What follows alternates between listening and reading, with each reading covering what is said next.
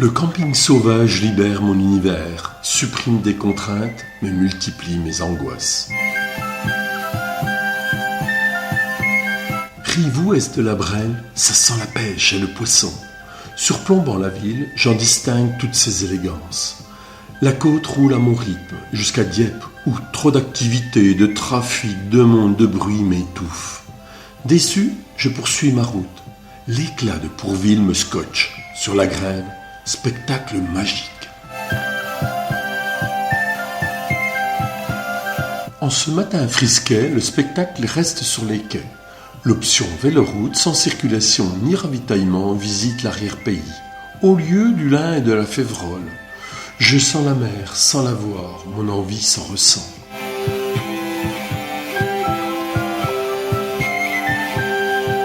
Maisons traditionnelles et innombrables châteaux jalonnent ce circuit que se disputent histoire et richesse de la Normandie.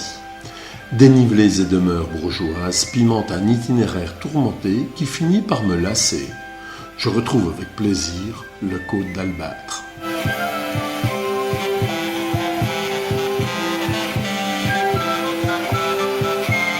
Hier, ville de caractère, aujourd'hui ordinaire, fécond mais étrangère. Pourquoi as-tu vendu ton âme, ta chaleur, ta vie, tes couleurs, tes odeurs? Camping pour les batteries. Médicaments en poche, un souci en moins après le vol de ma trousse de toilette au camping. Privé de rivage hier, je m'en abreuve aujourd'hui. Après un gala de boss, repos mérité à Étretat, inondé de touristes. Face aux falaises, la pureté des lignes et l'harmonie des couleurs résonnent en moi comme un hymne à la grâce. Midi, épicerie fermée mais appétit ouvert. Le Havre, détruit durant la guerre, sa conception 1950 est aérée, verdoyante, reposante, plaisante et pratique. Architecture moderne, angulaire, rectiligne, son gigantisme se marie au paquebot que ses caisses accueillent.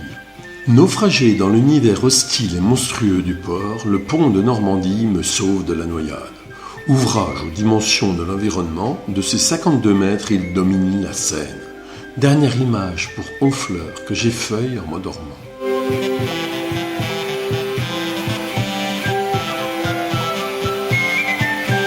Réveil dans le joyau de ce littoral. Le port et ses bâtisses composent une authentique carte postale. Rues et quais charrient des flots de badauds qui s'extasient d'une pareille merveille. Je quitte ce bijou pour la côte de Grasse.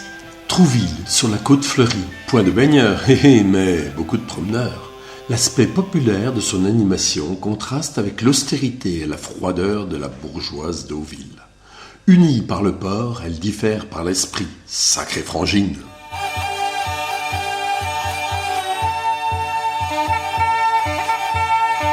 Parfum et ambiance des années folles à Oulgatz, alors que la voie ferrée prête un accent suisse à Dives-sur-Mer.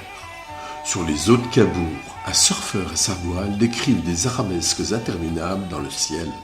Je franchis l'Orne et longe ce canal menant à la mer. Il est tard, je pose ma tente sur le chemin de halage, devant d'énormes cargos en attente de marée.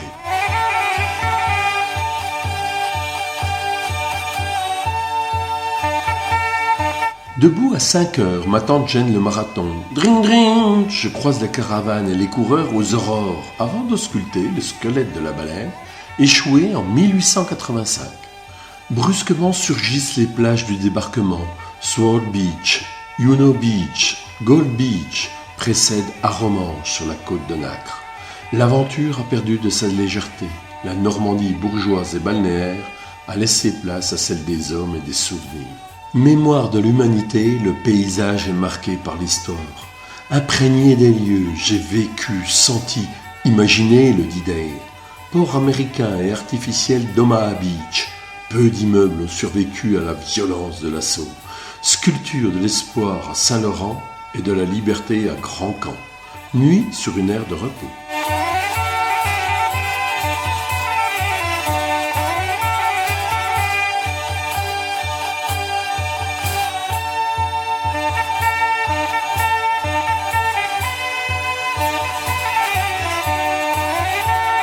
6 heures, je piaffe d'impatience et meurs de faim.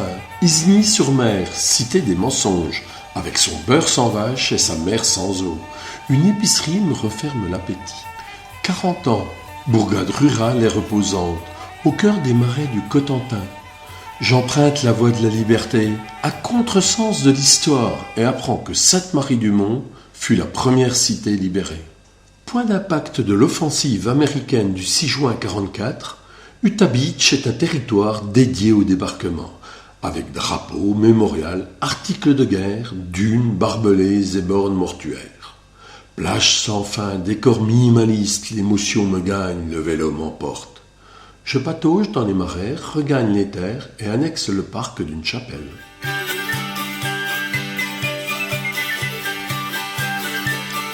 Avec fougue, je me jette sur le fort de la Hougue. Œuvre de Vauban, propriété de l'armée, il est inaccessible. Étonnants petits ateliers d'entretien de bateaux, à proximité de l'île de Tatiou, accessible à pied à marée basse. Barfleur, présenté comme l'un des plus beaux villages de France, mérite attention, arrêt et photo, mais pas ce titre pompeux. La côte septentrionale du Cotentin roule de gros nuages. Cherbourg, déception, de sa reconstruction sans saveur à l'après-guerre émane tristesse et grisaille, que ciel bas et présence militaire accentuent. Sur la rade, les ouvrages fortifiés et les bateaux désarmés poussent à la mélancolie. La pluie me crucifie à La Hague. Je campe au centre de Beaumont. Visite du maire, puis du déluge. Sous la flotte, le moral coule. Bourg et mer à oublier. Halte à la ferme manoir du Tour, centre culturel départemental. Un raid soleil anime l'œuvre des Simonais. Descente sur Romainville. Entre pierres et fleurs, la clarté naît, la cape disparaît. Escapade au domaine de Prévert pour goûter à son atmosphère poétique. Exiguïté du lieu, exubérance de la nature me laisse perplexe. Hameaux et villages sont vêtus de pierres et de verdure sur ces rivages du bout du monde. Je me laisse glisser jusqu'au phare du cap de la Hague, lieu majestueux, instance sublime.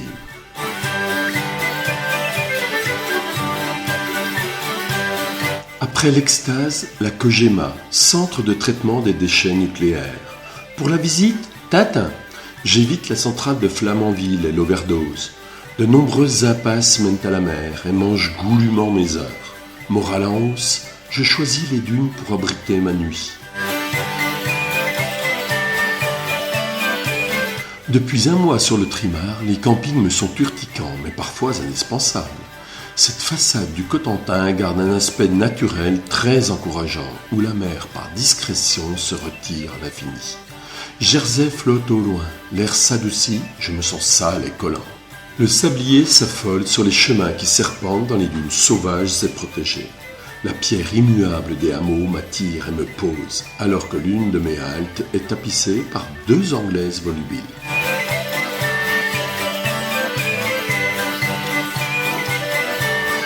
Entre 2 vestiges guerriers, le spectacle reste dans les dunes. Ce soir, le ciel m'inquiète, le paysage m'éblouit, le silence m'assomme. Je respire. Landes et océans se partagent mon horizon. Crainte et liberté se déchirent ma tête. À l'aube, embrun sur mon royaume que je laisse à d'autres. Grande ville et grande lessive. L'eau du t-shirt, une honte. Propre, je renais.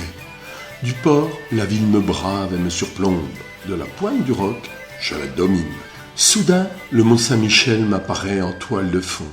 Sur ma route, Avranches, beaux fruits haut perchés. Je gagne ici mon repas de midi à 16h.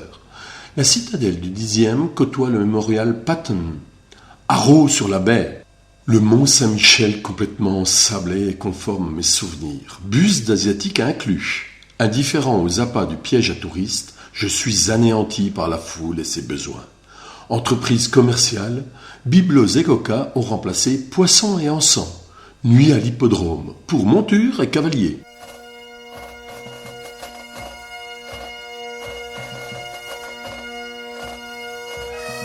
Courte escapade pour un dernier galop normand. Si la liberté se gagne, l'instinct se travaille et le camping sauvage s'apprend. En attendant, je pousse. Après le polder et ses pistes labyrinthes, la baie et ses hordes de moulins. Port sans eau ni quai, bateau sur roue, toutes ces spécificités locales m'étonnent. La baie est si timide qu'elle se retire au point qu'elle disparaît, abandonnant par paresse ses bouts grasses à mon regard. Le vent est athlétique, l'habitat Rabelais, trapu. Au doux nom de Cancale, le tourisme sourit, l'huître tremble. La baie disparaît après une forte côte menant à celle d'Émeraude. Jaillit alors un festival d'îles et de couleurs.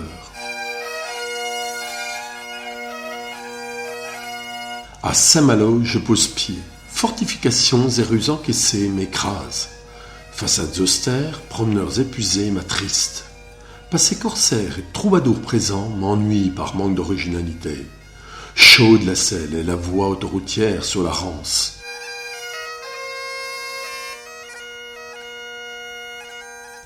Matinale, gère à Dinard. À 7 heures, le touriste dort, la mer se repose, le calme me ravit. Tout juste quelques chuchotements et un léger clapotis le long des quais. À roue feutrée, je m'éloigne et, à la porte du moulin, je suis à celle des Côtes d'Armor. Tel un ministre, j'entre à Matignon. Tiens, l'hôtel a changé de patron. Je poursuis ma balade le long de berges moelleuses sur une selle qui ne l'est pas. Cap Fréhel, symbole des assauts répétés de la mer contre la terre. Contraint par le brouillard, je monte la tente à 19 heures.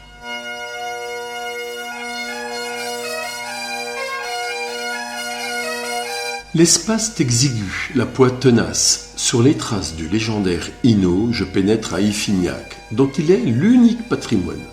Surplombant la mer, Saint-Brieuc est une grosse déception. Rien ne m'interpelle, me passionne, me retient. Au port, scarifié par l'autoroute, je reste anéanti. Mal signalé, la sortie se mérite. Pentes exigeantes, bourgs insipides, l'ennui me ronge. Dans cette fadeur, rares sont les respirations propices à une halte. Laborieusement, le jour s'éteint. Si la vue sur la mer est un luxe, le duvet, lui, ne l'est pas. Poissonnerie, cafés et bignoux sont les fondamentaux de la culture bretonne. Toilette faite, pédaler propre est un luxe éphémère. J'apprends que les Anglais en pèlerinage pour Compostelle débarquaient à l'abbaye de Beauport. Paimpol, terre de musique et de danse, aux attraits multiples, aux charmes indicibles, aux couleurs chatoyantes. Le marché parfume les rues, le port également. Sur la côte de granit rose, terre et mer se déchirent, s'accrochent, se mélangent. À la pointe de l'arc ouest, embarcadère pour l'île de Bréa. Par les sentiers, les impasses sont nombreuses, le Trieux infranchissable. Sur ces rives, les Ardrieux m'interpellent, tout comme le sillon de Talbert. Langue de sable tranchant la mer. Soirée bon enfant avec ceux de Trédarzec. Tréguier, patrie d'Ernest Renan, mérite plus qu'une pause pour en apprécier le charme sous son vernis d'antan. Pied-à-terre à la chapelle Saint-Gonéry, dont le clocher me nargue. Au gouffre, sur la côte de granit rose, l'harmonie chaotique est inaccessible aux mots comme aux photos. Sur la côte des Agents, trop de beauté tue la beauté. Le spectacle déborde de son cadre. La chaussée submersible m'achève. Au cœur de cet art brut, la main de l'homme ne peut être que malheureuse et les cités banales. Sur la corniche bretonne, je laisse les images m'envahir et mon imagination vagabonder. Quelle journée! 19h, Lannion, calme et paisible, patiente. Galopade frénétique pour vaquer aux urgences. Après les courses, la course. 21h à Ploulec, dans un camp de nomades. Ému par la générosité des gens du voyage, mon départ se prolonge. À l'ouvrage sur les corniches d'Armorique, sinueuses et escarpées, la solitude me berce. Je m'égare alors dans les terres. L'église de Guimaec ne m'étant pas d'un grand secours. L'épicière de Saint-Jean-du-Doigt me met sur la bonne voie, et dans le mur de Plougasnou, je repique un à un 4 Allemands à vélo. Unis et amis au sommet, à eux le restaurant, à moi la selle. Les eaux hérissées de récifs marquent l'entrée du chenal portuaire de Morlaix. Santé fragilisée par la Ceuta, écrasée par 2 viaducs, la ville expose ses plaies. Âme conquise et corps poisseux, repas de midi à 17h. L'orage gronde, je file comme un beau diable et squatte pour la nuit un coin de paradis.